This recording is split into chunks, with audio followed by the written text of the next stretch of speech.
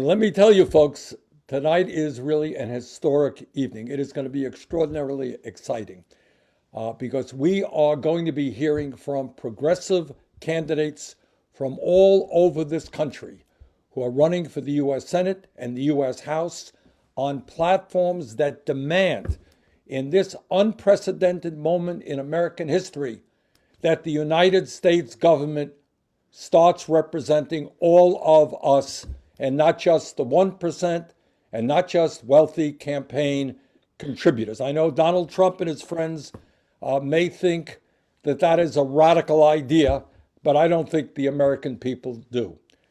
Tonight, we're all going to be seeing how far the progressive movement in this country has come over the last 5 years. Because now our multiracial, multi-generational movement is not only transforming the Democratic Party, but we are transforming politics throughout the entire country.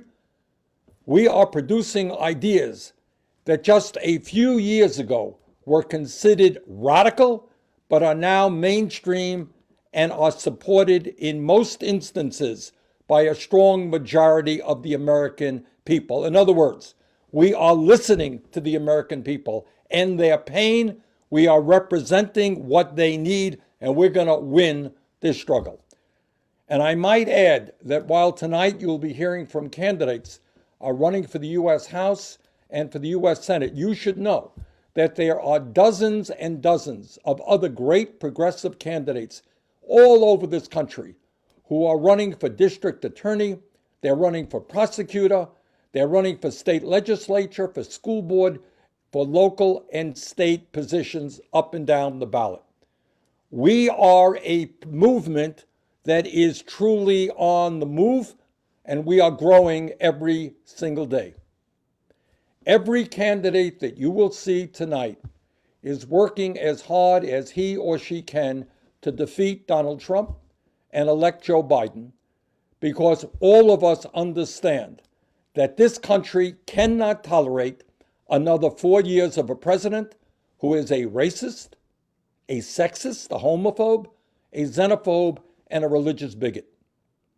We cannot tolerate a president who is a pathological liar, who is fomenting and spreading conspiracy theories and inciting violence. We cannot tolerate another 4 years of a president whose anti-science attitude has been a disaster as we struggle against this terrible COVID-19 pandemic that has already taken 230,000 lives in this country. And we cannot deal and accept an anti-science president who does not understand that climate change is an existential threat to this planet. And we truly cannot tolerate another 4 years of a president who every single day is attacking the very foundations of American democracy, who is working with his Republican colleagues in the most ugly ways imaginable to suppress the vote, make it harder for Americans to participate in the political process, who is working to intimidate voters and to do his best to see that votes cast against him are not counted. We cannot tolerate a president who has yet to acknowledge to the American people that if he loses this election, and he will lose this election, that he will leave office peacefully. This is something we cannot tolerate, and that is why tomorrow Donald Trump is going to be defeated and Joe Biden will be elected. But what distinguishes the progressive candidates that you're going to hear from tonight is not just their efforts to defeat Donald Trump.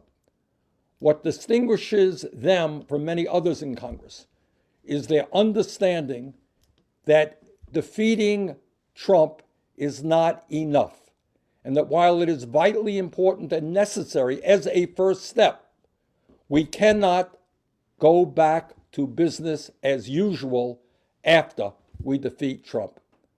We cannot and must not go back to business as usual. Progressives today understand that if we're going to stand up for working families, stand up for the poor, stand up for the children, stand up for the elderly and the disabled, stand up for the minority communities that are under attack all across this country. If we're going to transform our country, we must have the courage to think big, not small, and have the courage to envisage a very different kind of America and a very different set of national priorities. My friends, before the pandemic, in the wealthiest nation on earth, half of our people were living paycheck to paycheck, and millions were earning starvation wages. And since the pandemic, that situation has gotten even worse. Millions have lost their jobs, their income, their health care, and are struggling now in the wealthiest nation on earth to feed their kids and to prevent themselves from being evicted from their homes. Meanwhile, at the same exact time, billionaires in this country are doing phenomenally well. In fact, they have never had it so good. So we, all of us, every person you're going to hear from, is standing tall to say, you know what, we need an economy that doesn't just work for billionaires. They're doing just fine. We need an economy that works for working families. And that's what the progressive movement is about. And everybody who you are going to hear from tonight knows that we've got to raise the minimum wage to at least $15 an hour. Equal pay for equal work. Make it easier for workers to join unions. And we must create millions of good-paying union jobs by rebuilding our crumbling infrastructure and the affordable housing this country desperately needs. Everybody you're going to hear from understands that the current healthcare system is dysfunctional. It is cruel. And that we need to join every other major country on earth in guaranteeing healthcare to all people as a human right, not a job benefit, not a privilege, as a human right, which is why we have got to move toward a Medicare for all, single-payer system, and why we have got to substantially lower prescription drug costs in this country.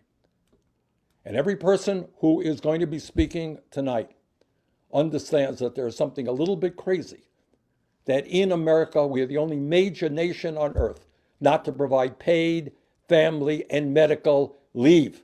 You know, when a woman has a baby, she should not have to go back to work a week later. That doesn't exist anyplace else in the industrialized world, and it's not going to exist in the United States of America. And every person who you're going to hear from tonight understands that we need to move aggressively to make sure that we have universal pre-K and universal child care in this country. And that it is absurd that people get fired from their jobs because they have to stay home with their kids. So my friends, when we talk about where we have got to go as a nation in this unprecedented moment in American history, we have got to be bold, not timid. We recognize, unlike the President of the United States, that climate change is real, caused by human activity, and that it is an existential threat to our planet. And when we talk about issues like education, we understand that we must make sure that our young people have the opportunity to get a college education regardless of their income, which is why we believe in making public colleges and universities tuition free and canceling all student debt in this country. And when we talk about what's going on in America, every person you're going to hear from tonight understands that there's something a little bit crazy when the average American worker pays an effective tax rate that is higher than the 1%, and when we have many, many corporations making billions of dollars in profit that pay nothing in federal income taxes.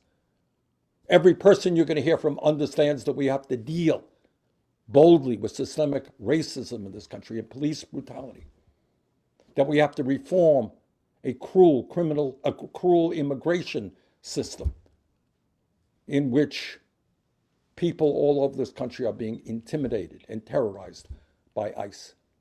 We need comprehensive immigration reform and a path towards citizenship. So here we are, brothers and sisters, one day before the most important election in the modern history of this country. And I would hope that tomorrow we bring out everybody we know to vote, because it is absolutely imperative that Donald Trump be defeated and that Joe Biden be elected. But what we also know is that the election tomorrow is not the end of the process. For many of us, it is the beginning of the process. The need to bring millions of working people together, black and white and Latino, Native American, Asian American, gay and straight, immigrant, native born, that we need to come together to create the kind of nation that you and I know that we can become. So that's what the progressive movement is about.